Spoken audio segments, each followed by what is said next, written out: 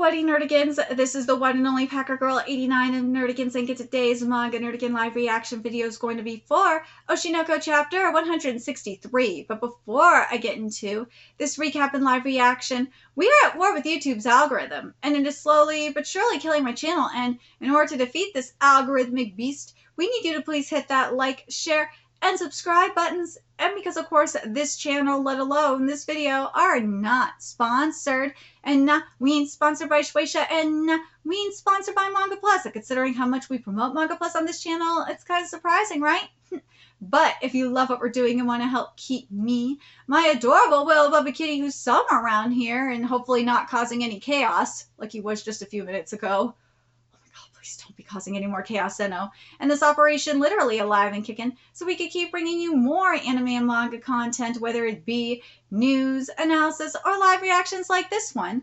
Feel free to hit up our Cash App and PayPal. Links are in the description box below, as well as the link to our Patreon where we are doing our anime live reaction content. Because unlike YouTube, where we have to worry about getting a copyright strike for showing anything on the screen, well, Patreon, we don't have to worry about that. So I can have my full setup of the anime and manga side by side and have the audio to boot, which is not only great for busting a box localization or two, but it's fantastic for when we cover anime original content like, say, Dragon Ball Daima, or for Bleach 1000-Year Blood War. And the first episode of Bleach 1000-Year Blood War is available for free on Patreon, and it really does give you a great idea on how I do all my anime live reactions.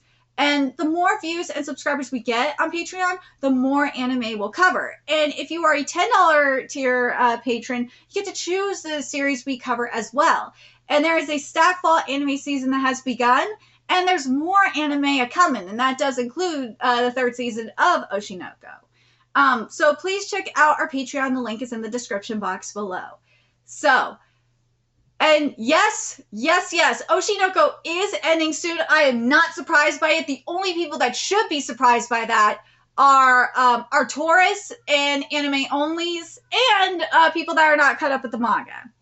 And I swear to God, if we get a fake out of Aqua's death, I'm going to be so pissed, and this manga will be fucking ruined, because the way Aqua went out last chapter was perfection. So, and it looks like what we're getting here, based on this first page, is, I don't know if it would be like a what-if scenario or what, but let's get to this chapter, see what's in store for us today. And this chapter is titled You, and we're seeing the keychain here, ice keychain with the soul. Like, it's like Aqua, or maybe Goro's soul that's surrounding it. And we're seeing Goro pray, and there's Serena. Oh, so this is if Serena survived her terminal illness. That's what this is. And we're seeing Serena learn how to walk again, and her mama come in. But remember, her mama was a complete bitch. She, like, barely visited her and everything. But we see Serena leave with her family. Aww. And she sent letters to Goro, and there's Serena growing up. Oh, it's Serena auditioned to be Kawachi? And Goro still worked. And Serena ended up becoming an idol! So, and Serena worked with Ai! This is if Serena survived. But, you know, even if Serena survived, remember, I still came there and she was pregnant with twins. So, this has to be like a what if thing, because there's no way because I was pregnant with twins at the time. So, yeah, there's no way this would have happened. No fucking way. I would have been killed regardless. She would have. There's no fucking way. Like, this has to be one of those things, like what we're seeing in, Cardcaptor Sakura Clear Car arc, or in, what was the series I was thinking of? Or in Toilet Bound Hanako-kun, where like you have the timekeepers, or in the case of Card Captor Sakura, Clear Card Arc, or the oh my god, or oh god, what was it called? The Alison Clockland book. It's like a book where it's completely where you could rewrite time and events in history kind of thing, where like you could just completely manipulate everything and change it to like the perfect scenario kind of thing.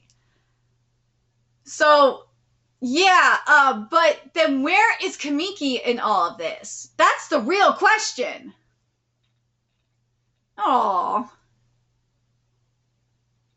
is this a dream? Yeah, that's what I figured. Of course it is, for you. Aw, the world is a virtual image created by observation. Not everything is true. It's like the world looked completely different before and after you were reborn. In the end, who was I? Who is it that feels happy looking at this scenery, Goro or Aqua? If you feel happy seeing the scenery, then that must be your emotions, right? But I'm not sure about my feelings. Was this actually the wrong choice? Didn't I just selfishly die, leave my sister behind, and cause trouble to those around me? Good grief, is that really what you want to say right before your death? I can't believe you were still worrying about such childish things. No, you were a child. Through reincarnation, you possess Goro Amamiya's memories and will. However, within your body, there are genetic factors that were inherited from I and Kamiki. Those two perspectives, Goro and Aqua, created two roles in your mind. But what does that even mean? You carried the memories of an adult and the pain of not being able to save Serena-chan and I. You couldn't stand to see someone else suffer. You were a hopeless softie who ended up helping someone without any benefit in return. Ooh, this art is fabulous. You were a young man who was angry at the injustice and absurdity of the world despite suffering setbacks. You were interested in romance and everyone, like everyone else. You were a young person who worked tirelessly. You were a liar like your parents. But in the words of Dr. House, it's part of the human condition that everybody lies. That's just how it is. But you still loved your younger sister and the people around you. You were just an 18-year-old kid. Title the chapter. All of that was you, Aqua Hoshino. That was beautiful. And I love this. I fucking love this. I love the second and final page of the spread, or with the spread, seeing like Aqua's life flashing behind them. And I'm glad that the keychain, like I thought it was, the keychain was Aqua's soul. And it was kind of like, it was a reel, so to speak, of this is what, this was Aqua's dream, or technically Goro's dream. I'm glad it was a what if scenario, thank God.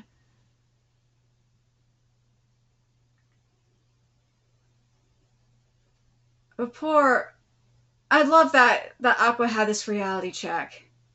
I did. I love this. I want to read this again, because this part was great. About, well, if Aqua was happy about seeing the scenario, then it was his emotions. It is his emotions. Especially since, remember, prior to the end of this, right? Prior to the end of Aqua's life, Goro left Aqua's body. Goro was no longer there. And he ultimately gave Aqua the choice. He gave Aqua that knife. He said, you could choose how to live. You do not need to carry my will. You do not have to do that. You could do whatever the fuck you want. And Aqua chose to do it. So this is his emotions. So I see what God is saying too. And then here we go. But I'm not sure about my feelings. was this actually the wrong choice? I love this line right here. I think this is so important because this has to be said. When people commit suicide, they don't think about the consequences of it. They don't think about the people that they leave behind in the process, because it is, as Aqua says here, didn't I just selfishly die, leave my sister behind, and cause trouble to those around me? But technically, he did, technically, but at the same time, he did save his sister's life, because remember what Kamiki said. Kamiki said that no matter what, he was going to kill Ruby. He wouldn't stop. And yes, I know, you could have just put him in jail. You could have done that. But Kamiki would have found a way out. Because he is a manipulative motherfucker. He is. Good grief, is that really what you want to say right before your death? I can't believe you were still worrying about such childish things. No, you were a child. Through reincarnation, you possess Goro Amamiya's memories and will. However, within your body, there are genetic factors that were inherited from I and Kamiki. And remember, in the case of Kamiki in particular, Kamiki still, and this does happen when you go through something extremely traumatic as a kid, is that it stunts your growth psychologically. It does. So, like, you're stuck in that, your brain doesn't grow psychologically. Like, obviously, physiologically and whatnot, yeah, you still grow. But psychologically, mentally, you're still that of the age that you were traumatized at. Because you were forced to grow up at that age, if that makes sense. But yeah. However, within your body, there are genetic factors that were inherited from I and Kamiki, which is true. Those two perspectives, Goro and Aqua, created two roles in your mind, which is very true. And you know how that was reflected, right? That was reflected in, and I said it earlier, it was reflected with that conversation that we saw in Aqua's mind between him and Goro. But what does that even mean? You carried the memories of an adult and the pain of not being able to save Serena-chan and I. You couldn't stand to see someone else suffer. You were a hopeless softie who ended up helping someone without any benefit in return. But Goro aside, right? Aqua would have wanted to carry out that revenge to avenge I, right? Because that is his mother. Serena be damned. It was good. There was his mother. That's the main thing here. But anyways, you were a young man who was angry at the injustice and absurdity of the world despite suffering setbacks. You were interested in romance like everyone else. You were a young person who worked tirelessly. You were a liar like your parents. But you still loved your younger sister and the people around you. You were just an 18-year-old kid. All of that was you, Aqua Hoshino, which is very true. None of that was really Goro. It was, and for the most part, it was Aqua. Remember what was said for the most part throughout all this.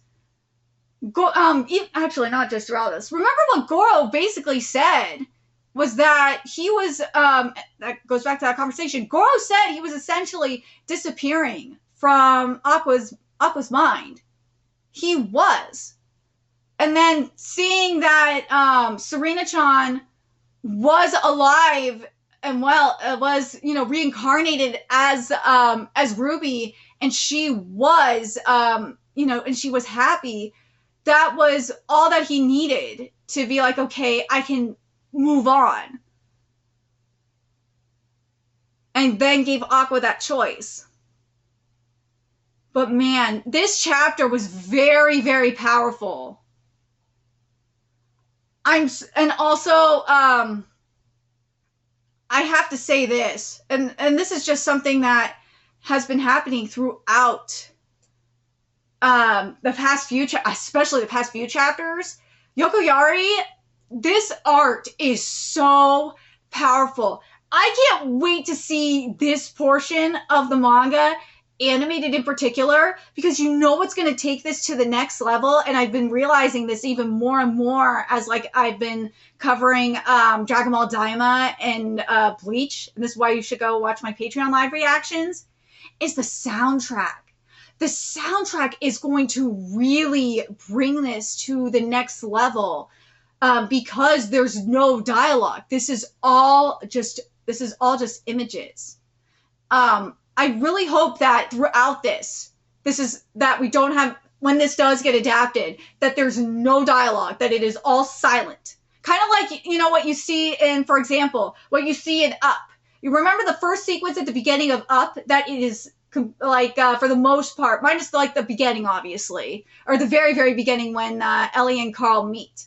After that, then it just goes into that sequence, and it's just soundtrack. It's just all music. That's what I want here. I just want a music, just that music. I just want music here. And I don't want no dialogue. I just want to see like the opening sequence here with the keychain, just to see the soul like shine. Not have music at this part, obviously. Just have the sound of Aqua's soul shining from the keychain as it's descending, and then go into like this beautiful song,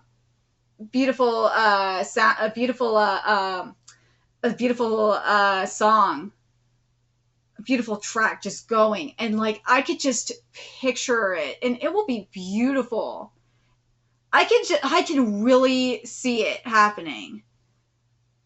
I'm very curious what you guys think about that. And the art and animation for it is obviously going to be beautiful, because Doga Koba, from what I've seen, has done a fantastic job. And I know they've been working with Aqua on the art and animation in particular. So I won't be surprised if the sequence for this in terms of the art and animation will be beautiful, but what will make it and break it for this in terms of adaptation will be the soundtrack. But man, this chapter was so good. As I said, the past couple of chapters were fantastic. And I said it last week that this chapter was going to make it or break it in terms of this manga, in terms of this ending. And it is not disappointed. I'm so fucking happy. So happy with this chapter. So goddamn happy. So happy that we didn't have a fake out. So happy. So now with the final chapters that we're going to be getting, now we're going to see the aftermath. Something I actually I would love to see. And we kind of got it with Kamiki at the end with the last chapter of a quick flashback of his life as he was being pulled down to hell. So maybe not.